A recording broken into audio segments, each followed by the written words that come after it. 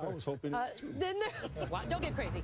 Then we got Boston, Paul. I don't know what's going on, but your Celtics beat by Toronto 23. Celtics shot 20% from three, 14 turnovers in this game. And afterwards, Marcus Smart shared his concerns regarding their cohesion, or really lack thereof. I ask you, Paul, to put on your earmuffs, sir. What happened there in the second quarter? Just not together. Not together at all. Surprises me in the fact that, that's not who we are, but at this moment it doesn't. We just got to fix it. Marcus said that you guys aren't playing together. Is that a fair diagnosis? I mean, that's Marcus's opinion. So, is it your respect it? Thank you, Kyrie. Thanks, Kyrie. Nonverbal communication. 3 losses in a row. First 20-point loss of the season. I know we've talked about it, but what is going on with this team? Things are not going the right direction for Boston, and I feel like there's a disconnect because this is the thing. When you had the success that you had last year as a team, you go to the conference finals and you're 1 game away from the finals. Then you come back with these expectations. Everybody wants increased roles, but then you bring Kyrie, Gordon Hayward in the mix.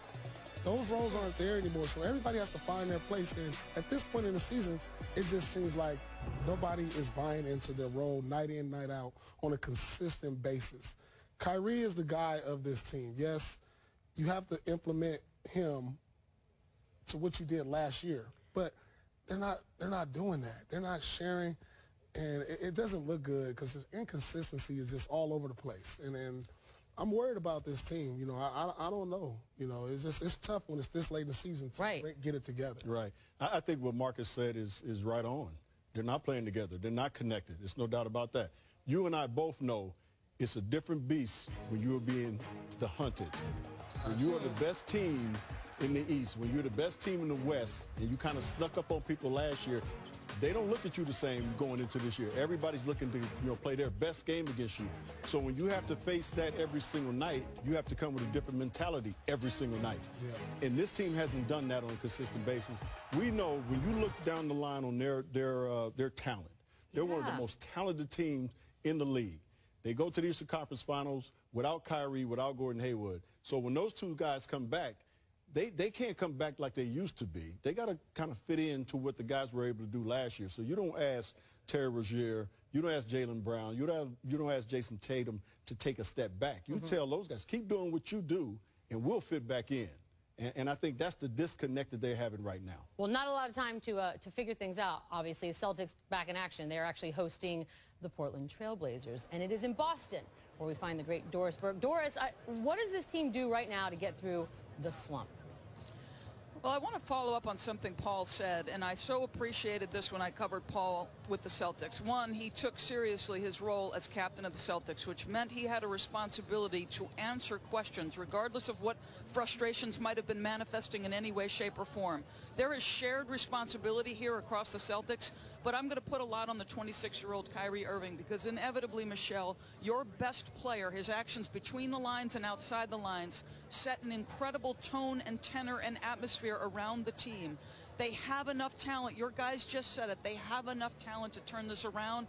I think Kyrie has got to make sure things are kept in-house and that by his actions every single day between the lines and outside the lines that he sets the right tone. Doris, I thought we talked about complimenting Paul on the air. We're not going to do that ever again. But anywho, I'm looking at him. He's so happy right now. Can we focus a little bit on the Blazers for a couple seconds? Because obviously, Damian Lillard, C.J. McCollum, that is the centerpiece of that team. And yet they definitely have a ceiling, at least they have, in the playoffs. Is there a difference this year? What can we look as we go towards the playoffs? Yeah, I think there is a difference, and Damian Lillard addressed this morning at shoot-around. He said, listen, you know we're the driving force, CJ and I, 43% of the points coming through those two guards. But Yusuf Nurkic over the last several games and intermittently throughout the course of this season has been tremendous.